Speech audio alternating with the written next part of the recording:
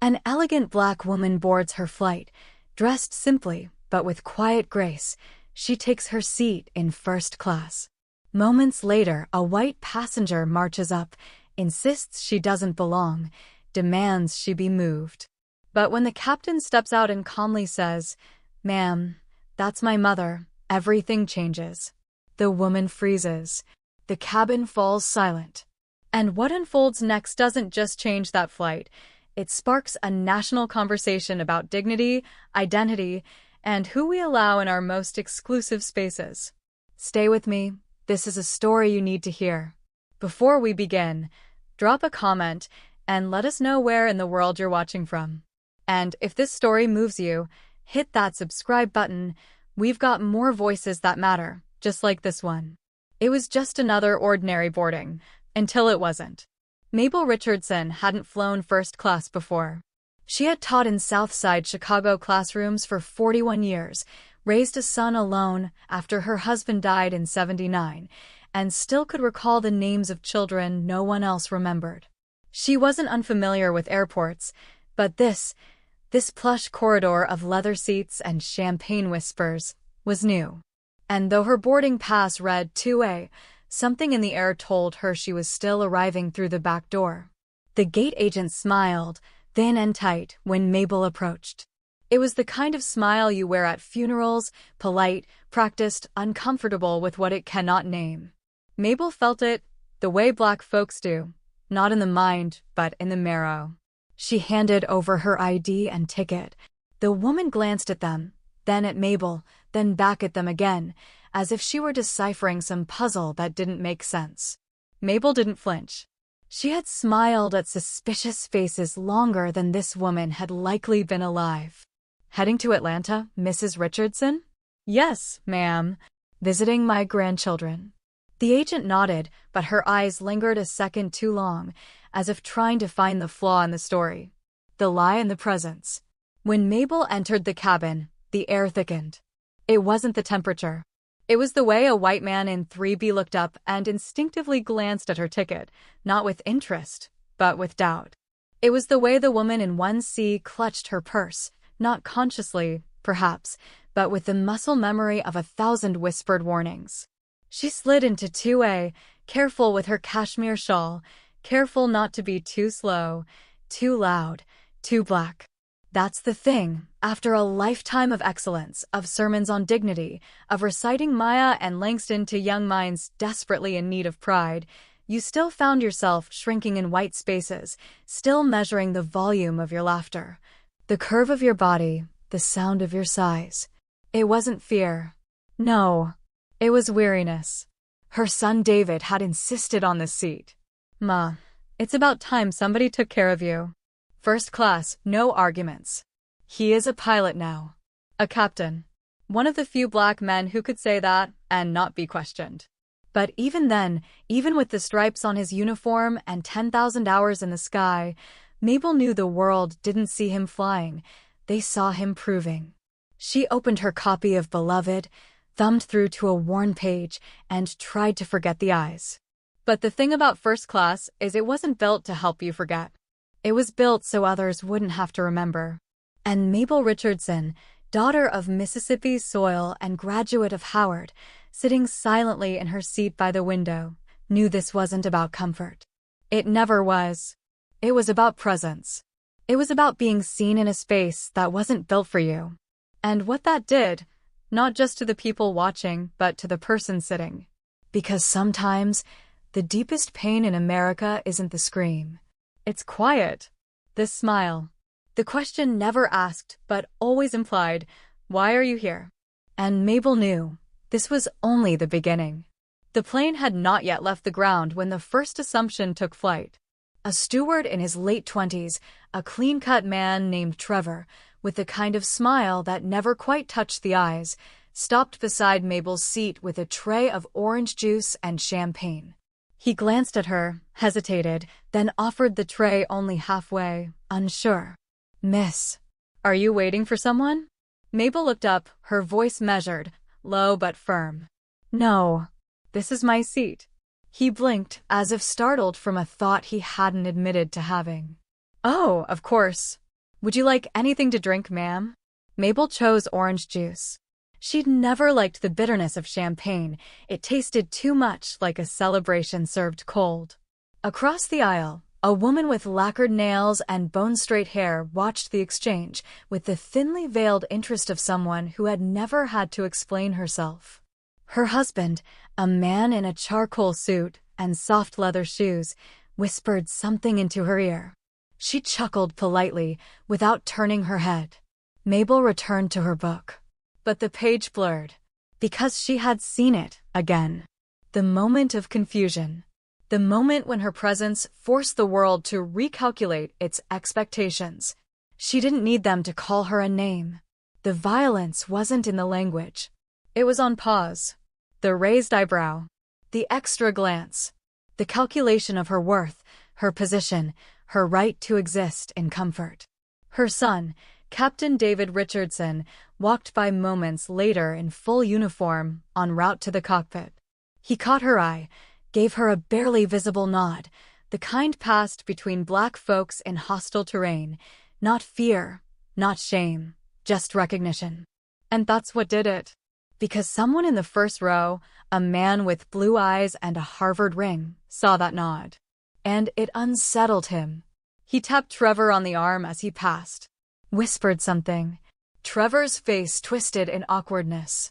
But he nodded and returned to Mabel moments later. "I'm sorry, ma'am. Would you mind showing me your boarding pass again?" Mabel looked at him, not with anger, but with a tiredness that had learned to speak for itself. "I showed it when I boarded." "Yes, I understand. But I just need to confirm, there seems to be some confusion." She handed over the pass. He inspected it like counterfeit money, then forced a smile. "All in order. Thank you, Mrs. Richardson." He walked away quickly, but the damage remained. The businessman in 1A now glanced over with the certainty of a man who thought he understood everything. The white woman in 3C shook her head as if confirming something ugly about the world. And Mabel. Mabel sat straighter in her seat, not because she wanted to, but because she had to. This was how it worked. Every time you stepped into a place they didn't expect you to be, you had to become both the proof and the apology. She closed her book. No point pretending she could read. The words no longer lived on the page. They were caught in the cabin, clinging to the ceiling like smoke from an old fire that had never gone out. When the seatbelt sign flickered on, the man in 1A asked Trevor loudly, "So, what's the captain's name on this flight?" Trevor hesitated. "Captain Richardson." The man leaned back with a scoff. "The black guy." Trevor didn't answer. The woman beside him sipped her wine slowly, saying nothing. And Mabel? She just looked out the window. Because that was the contradiction of her life. To raise a son who soared, and yet know the world would always ask him to land just to check his wings were real. The plane began to taxi. The silence in first class was thick with judgments never spoken, but always felt. And Mabel, daughter of a seamstress and a steelworker, mother of a pilot, teacher of generations, sat there knowing, the sky may be open, but the gate is still guarded. And this was only the second gate to pass. Somewhere above Kentucky, 36,000 feet in the air, where the earth was little more than a map and the clouds were curtains pulled across a bruised sky, the cabin settled into the hollow rhythm of flight. Engines roared steady, beverages clinked, seatbelts loosened. But even in that thin air, Mabel Richardson knew the gravity hadn't gone anywhere. You see, there is no safe altitude for a black woman in America. Not even here in first class, with a silk blouse pressed crisp and a boarding pass that said she belonged. The tension didn't scream. It whispered. It shifted in seats. It floated between glances. It hovered in silence. The man in 1A had now found his voice. Loud enough to be heard, but quiet enough to be civil. He was speaking to the woman next to him, but every word was a performance for the rest of the cabin. "All I'm saying," he began, his voice tinged with a smile too smooth to be kind, "is that credentials should matter more than connections. Flying a plane's not like running a coffee shop." The woman beside him nodded cautiously. "And sometimes These airlines try a little too hard to prove how inclusive they are. That's not always safe, you know? There's a reason we don't see this kind of thing often. He didn't say what kind of thing. He didn't have to. Mabel closed her eyes. Not because she was tired, but because she was trying to breathe without crying. This, too, was the fight. To sit still. To remain composed. To not allow their suspicion to become your spectacle. A flight attendant named Sarah stopped by, her nervousness poorly hidden. "Mrs. Richardson," she said, "is there anything I can get for you?" Mabel opened her eyes and looked into the young woman's face, a face that clearly wanted to do the right thing, but didn't quite know how. "No, thank you," Mabel said gently. Sarah nodded, grateful, perhaps, for the absence of confrontation. And Mabel hated that. Hated that her dignity had become someone else's comfort. At the front of the plane, the cockpit door remained shut, but Mabel knew her son was listening. David always listened. Ever since he was a boy, curious, sensitive, so careful not to cause trouble in a world already suspicious of his existence. She remembered the time he came home from school, 11 years old, trembling because a teacher had asked if he really did his own work. That wound never fully closed. It just learned to fly. And now he was flying this plane. But still, the shadow followed him. Back in the cabin, a little boy from the coach had wandered up, dragging a plastic toy. He stopped near Mabel's seat, wide-eyed and curious. "Are you famous?" he asked suddenly. Mabel smiled, startled. "No, honey. I'm just a grandmother." The boy looked puzzled. "Then why did that lady yell at you earlier?" Before Mabel could respond, his mother hurried up the aisle, scooping him up with a flushed face and whispered apologies. "I'm so sorry," she said. "He didn't mean anything." Mabel touched the woman's arm gently. Children often mean exactly what they say. And sometimes that's not a bad thing. The woman looked at her, eyes softening, then nodded and disappeared back into the coach. But the moment lingered. Because the truth was out. Even the children had seen it. You can teach a child the safety card, the emergency exits, the tray table rules, but they still know when something's off. When a black woman is treated like a stowaway in a seat she paid for. The captain's voice came over the speaker then, her son's voice. Calm, measured, deep. "Ladies and gentlemen, we're currently flying over the Appalachian region. Weather remains clear, and we're on schedule to arrive in Atlanta in about 90 minutes. Thank you for flying with us today." He didn't say anything more. But Mabel heard what he didn't say. He was watching. He was holding it all together. And maybe, just maybe, that was the story of being black in this country, holding it together while everything quietly worked to pull you apart. Mabel looked out the window. The sun was beginning to drop low, streaking the clouds with amber and blood. Below, the world was still turning, unaware. Up here in the stillness of flight, the struggle hadn't vanished. It had only become harder to name, and yet she sat, head high, shoulders steady, because survival, too, is a kind of flight. And hers had just begun. Somewhere past the Carolina skies, where the afternoon light shimmered gold against the horizon and the hum of the engines merged with the hush of thought, Mabel Richardson sat still, her hands folded in her lap, her back erect, her presence unassailable. But inside her chest, a quiet storm was building. It always was. There is a loneliness that comes from knowing too much, from recognizing that even silence, especially silence, has a cost.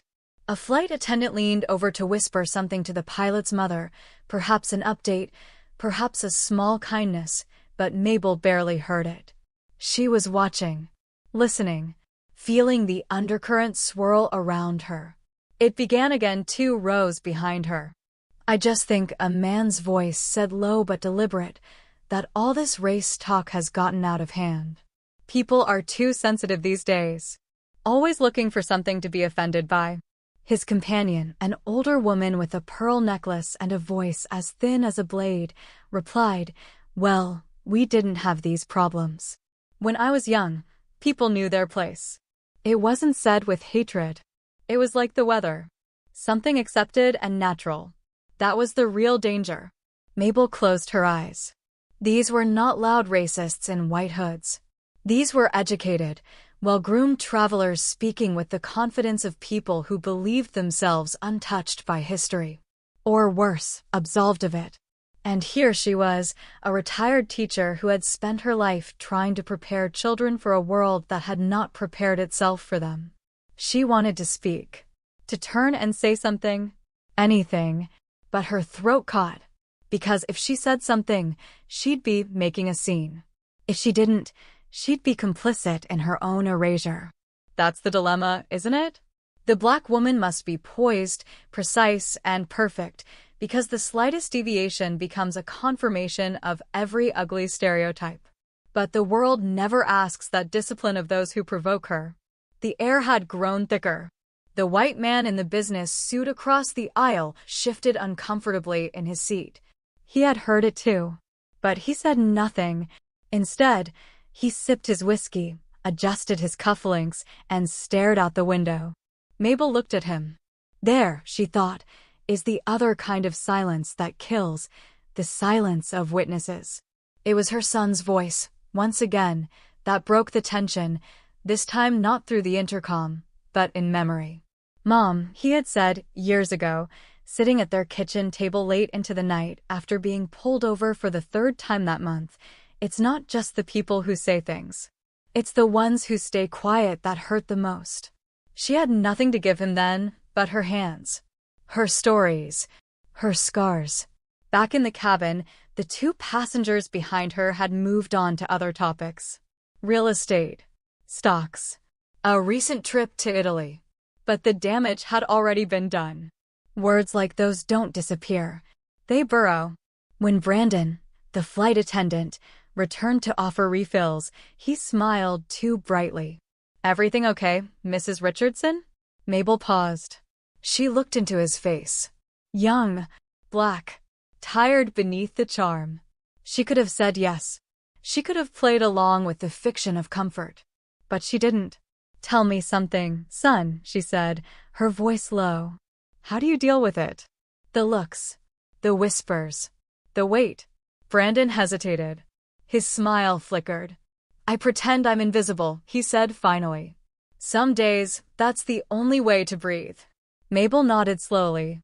"I've spent 60 years trying to be visible without being a target." They shared a moment then, not as an elder and attendant, but as survivors. The plane hummed on. Up front, her son was navigating wind patterns and jet streams, adjusting his flight path against turbulence. And here, in the cabin, Mabel was navigating something even less predictable, the fragile, invisible web of social airspace, where Black women are both seen and unseen, respected and erased, uplifted and undermined in the same breath. She picked up her book again. Not to escape, but to anchor herself. Because the fight wasn't always loud. Sometimes it was polite. Sometimes it smiled at you while racing you. And sometimes, most dangerously, it dressed itself in nostalgia and called itself the good old days. But Mabel Richardson had lived through those days. And she knew there was nothing good about them for people who looked like her. Let the record show, she sat in that seat, head high, blood quiet, but truth burning. Let the record show, she heard it all and remembered everything. Let the record show, silence, too, has a sound. And sometimes it sounds like complicity. The flight had entered smooth air, but inside the soul of Captain David Washington, turbulence had taken hold. He had flown this route countless times before, from Chicago to Atlanta, the way his mother once rode buses to her teaching job on the West Side, day in, day out, no matter the weather, no matter the whispers. But today, with her seated in 2A, and with the echo of prejudice still vibrating through the cabin like a persistent undertone in an unfinished song, he found it harder to breathe. James, his co-pilot, had been watching him closely since takeoff. "You good?" he asked, not nosy, just concerned. David nodded, eyes fixed on the horizon. "Good enough to fly. Not good enough to lie." James said nothing. He knew that tone. He'd heard it before, not just from David, but from every black colleague who wore the uniform with poise and yet carried an unspoken weight that the wings on their chest could not lift. David's thoughts drifted again to the confrontation. Not the words themselves, he'd heard worse. It was the expectation. The assumption that his mother didn't belong in a seat she had paid for, that she was an intruder in a space she had every right to occupy. It wasn't the shouting kind of racism. It was the kind that wore pearls and smiled through its teeth. And the question that haunted him wasn't about her or the woman who had challenged her. It was about himself. Why did it take him showing up, in a captain's uniform, for her dignity to be recognized? Why did his presence have to validate hers? Wasn't it enough that she was a human being, a retired educator, a mother who had poured her life into molding him? Why did black dignity always have to be co-signed by achievement before it was accepted? He remembered something his father once told him, just before he died. David had only been 8. "Son, you got 2 jobs in this world. Stay alive and stay proud. The world will try to take both from you, one lie at a time." And that's what it was, wasn't it? A lie. The lie that his mother didn't belong. The lie that her presence in first class was a mistake. The lie that dignity had a dress code, a skin tone, a membership tier. But there was no turbulence worse than the lie you start to believe about yourself. Out in the cabin, his mother sat reading Beloved again, Toni Morrison's words steadying her heart. But her hand still trembled faintly with the memory of being questioned, of being made to feel small in front of strangers. Behind her, the cabin hummed with whispered conversation.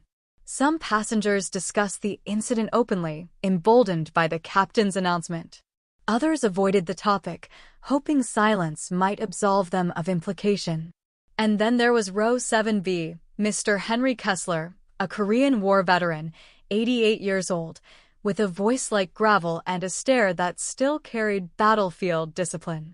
He had watched the incident unfold, arms crossed, lips tight. Now, as the flight attendant passed with drinks, Kessler motioned her over. "Can I speak to the captain?" he asked. Brandon hesitated. "I can relay a message. Tell him Henry Kessler says his mother has more class in her pinky than most folks do in their whole body. And I ought to know. I've served with men who bled next to me, and skin color never told me a damn thing about their character." Brandon smiled, nodded. "I'll let him know." And he did. Later, when David heard those words in the cockpit, something inside him steadied.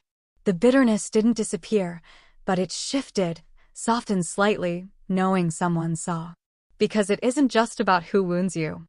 It's about who sees the wound and refuses to look away. But not everyone looked. Not everyone cared. Somewhere in the back of the plane, a group of businessmen were laughing too loudly, too casually. As if nothing in the world had changed. As if dignity were just another item on a menu, only available to those who could afford it. David knew this rhythm. The rising, the reckoning, the retreat. Black folks soared to prove themselves. And when they landed, the world asked for their boarding passes again. He gripped the yoke just a little tighter. "James," he said, voice even. "Remind me, what's the measure of a man again?" James looked up, confused. "What do you mean?" "I mean," David said, "is it his income? His uniform? His title? Or is it how he acts when no one's looking? How does he protect what others try to shame?" James paused, then nodded slowly. "Maybe it's all of that. Or none of it. But I think today it's you." And just like that, the plane continued forward, calm skies ahead. But the storm was still with them, not in the clouds, but in the questions that refused to fade. Not of altitude or airspeed, but of worth. And it would take more than smooth landings to answer them. There are certain silences that say more than words ever could.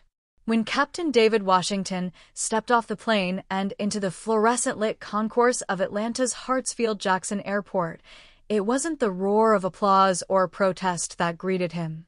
It was the pause. That strange hush of strangers who had watched something they weren't supposed to see, a mother insulted, a son dignified, and a system momentarily unmasked. Elena walked beside him, her steps careful, knee aching from the flight, pride still sitting quietly in her chest like a sealed letter she hadn't opened. Her son had kissed her cheek in front of the passengers, had called her mom with a voice strong enough to rattle Catherine Wilkinson's pearl-draped certainty. But still, Elena wondered, why did that woman need a man in uniform to see her humanity? They walked toward the baggage claim like two people moving upstream in a river that wasn't built for them. People were watching now. Not staring, just watching, in that peculiar way only America knows how to do. Glancing without acknowledgement, curious, without accountability. Some passengers nodded respectfully as they passed, but no one spoke. No one offered words, only eyes. And isn't that how racism survives? Not always in the shout, but in the glance. The silence. The breath is held when a black woman sits where she's not expected to be. Lee was waiting for them by the carousel, her white coat folded over one arm, curls pulled into a bun. She greeted her mother-in-law with an embrace and her husband with a look that said everything a doctor-wife mother knows to say when the world wounds her family again. They had made it, but the ache lingered. Later, at home, Elena sat on the couch with her grandchildren wrapped around her like vines reaching for sunlight. Marcus was asking about the planets again. Zoe was braiding her grandmother's fingers, pretending they were doll hair.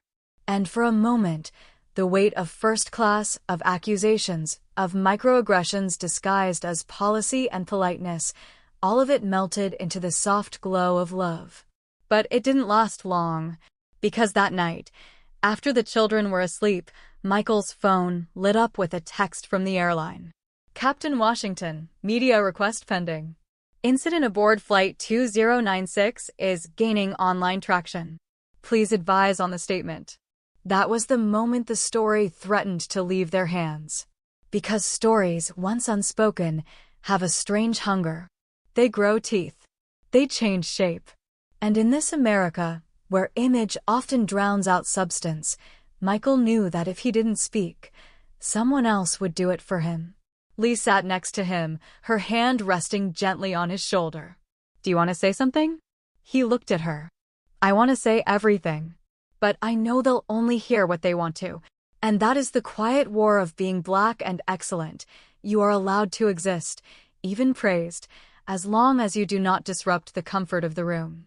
And yet, every room demands disruption simply by your presence. Michael sent no statement that night. Instead, he opened his journal. Not for PR. Not for the airline. But for himself.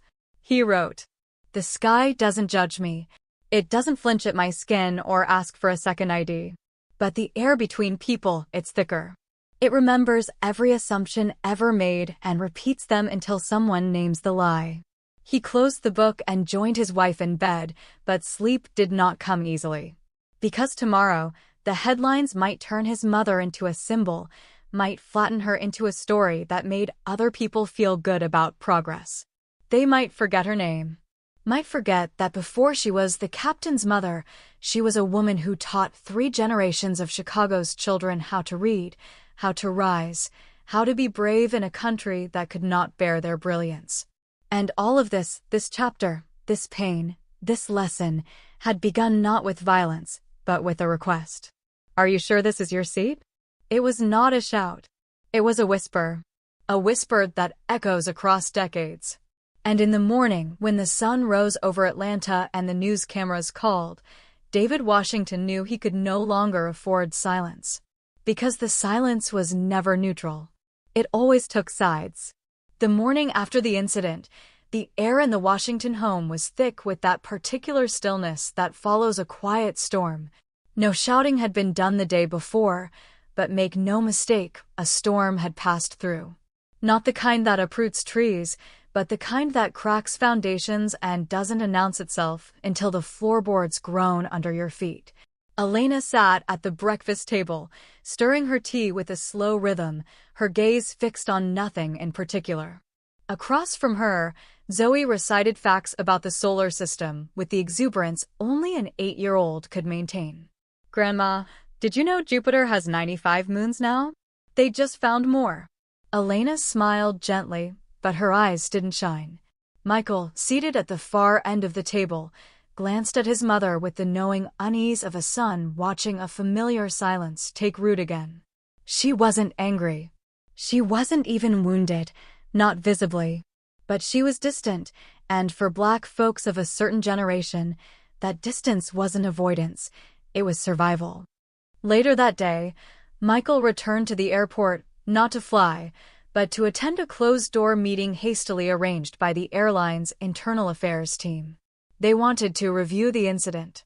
A boardroom of white-collar professionals in navy suits and polite expressions awaited him. The air was cool. The table was long. The smiles were tight. "We're committed to ensuring that all our passengers and staff feel respected," began a woman from corporate HR, "but we need to be mindful of tone in how we address public incidents." Michael leaned forward. "You mean the truth?" She blinked. "Excuse me?" I said, "Truth, not tone. The problem is never the tone in which a Black person speaks, it's that we dare to speak at all." A silence fell. No one wrote that line down. Back at home, Elena took a walk through the neighborhood. The sidewalks were manicured, the lawns precise, the mailboxes sturdy and tasteful. As she passed a white couple walking a golden retriever, the woman smiled tightly, and her husband offered the polite morning that always came with just a trace too much surprise, like he hadn't expected to see her here. Like he wanted her to know he lived there, too. That was the thing about being a Black woman in a nice neighborhood. The compliments were often rehearsed. The smiles calibrated. The suspicion is invisible but palpable. And no matter how expensive your shawl, how dignified your posture, you are always a question mark in someone else's narrative. Elena thought about Catherine Wilkinson. Not the apology, which had been stiff and shallow, but the pause right before it, when the woman realized the man she had dismissed as just another passenger was the captain, and the Black woman she tried to displace was his mother. That pause was the moment Catherine's world began to crack, just a little. That was the sound Elena remembered. Later that evening, Michael and Lee sat in the living room reviewing news clips. The story had made the rounds. Headlines like "Pilot Defends Mom from Racist Passenger" had gone viral. The story had legs. But something felt off. Lee said it first. "They're turning your mother into a mascot for Grace Under Fire," she said, frowning. "Not a woman who's been carrying this weight her whole life." Michael nodded. "They want her dignity, not her truth." That was the real danger, not just being disrespected in public, but being flattened afterward. Being reduced to a story that makes other people feel good without making them feel responsible. That night, Elena sat with her grandchildren, helping Marcus with his science project. He was building a cardboard model of the solar system, placing the planets in orbit with string and glue. At one point, he stopped and looked up. "Grandma," he asked, "why did that lady think you didn't belong?" The question cut deeper than the woman's words ever had. Elena looked at the boy, 10 years old, curious and kind, living in a world that would one day look at him the same way. She took a breath. "Because sometimes people can't see past their own reflection," she said. "They see what they expect, not what's real. And they get scared when the truth doesn't match the story they tell themselves." Marcus frowned. "But you didn't do anything wrong." "No," she said. "But in this country, baby, being Black and unbothered is sometimes all it takes to offend someone." The boy nodded slowly, returning to his planet. Elena watched him for a while, feeling the quiet return to her chest, not the heavy kind this time, but the kind that comes from knowing that maybe, just maybe, you've handed the next generation a lantern. Small, flickering, but enough. Because the work of liberation isn't always in the protest or the policy. Sometimes it's at the dinner table. Sometimes it's in the walk through a neighborhood. Sometimes it's in answering your grandson when the world just tried to teach him a lie. And in the hush of that Georgia night, Elena finally allowed herself to believe. What happened on that plane wasn't just humiliation. It was a mirror. And once you've looked in that mirror, You cannot pretend not to see. 3 weeks after the flight, Elena Washington stood at the podium of a local community center in Atlanta, her hands steady, her back straight. She wasn't a woman who sought out microphones or applause. She had spent her life speaking quietly in classrooms, in church basements, at kitchen tables, spaces where change began as a whisper. But tonight, the room was full. Black elders, white neighbors, students, journalists. Even a few airline executives sat in the back, stiff with polite unease. Her son, Captain Michael Washington, sat in the front row. He hadn't seen her notes. That was how she preferred it. Because there was a difference between representing dignity and speaking your truth. And tonight, she wasn't anyone's symbol. She was a mother, a teacher, and a Black woman with something to say. She looked out at the faces, some expectant, some skeptical, all waiting. Then she began. When I boarded that plane, I did so with the simple expectation of peace. Not luxury, not special treatment, just peace. A seat I'd been given, a journey I was prepared to take. But peace, it seems, is not guaranteed when your skin tells a story some folks haven't yet learned to read with grace. She paused. No sound but breath.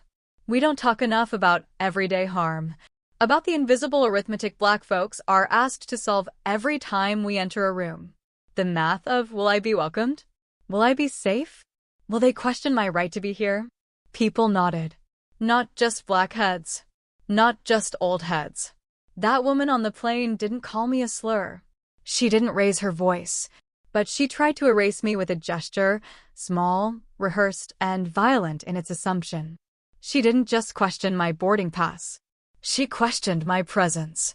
And that, Elena said, her voice rising slightly, is a wow this country knows how to deliver with terrifying efficiency. Michael looked down. His eyes welled but did not spill. But I didn't come here to indict a woman, Elena continued. I came to ask a question. Not to her, but to you. All of you who saw what happened and said, well, that's just how some people are. All of you who look away when these things unfold in public spaces, because it's not your place. I'm here to ask, when will it be your place? The room fell still.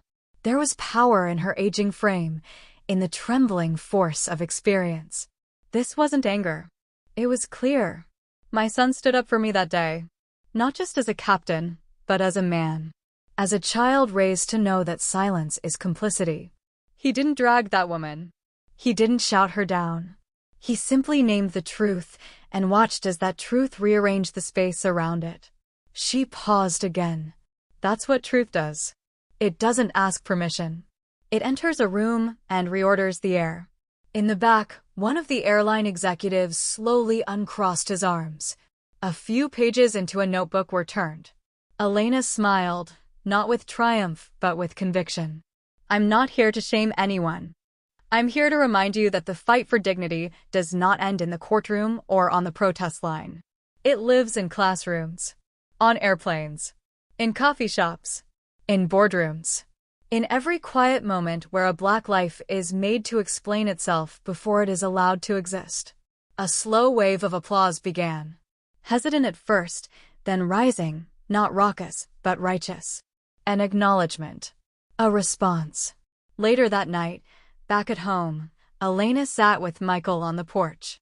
The cicadas were humming. The stars were out. There was something healing about the dark, about knowing you didn't have to perform.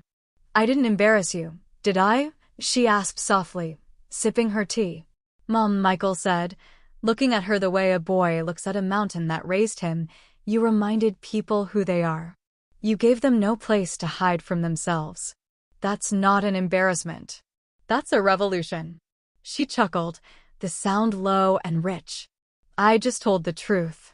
And that, he said, is everything. Across town, Catherine Wilkinson sat in her quiet townhouse, watching the video of Elena's speech on her phone. She'd been sent the link by a friend who didn't know she was the woman in seat 4C. Her hand trembled slightly. She watched to the end. Then she hit replay. Because what had happened on that flight wasn't just an incident. It was a mirror. And mirrors, when held steady, have a habit of showing us who we really are. And sometimes, just sometimes, that's the beginning of a better story. One that includes more voices at the table. One that refuses to forget who was once asked to leave their seat.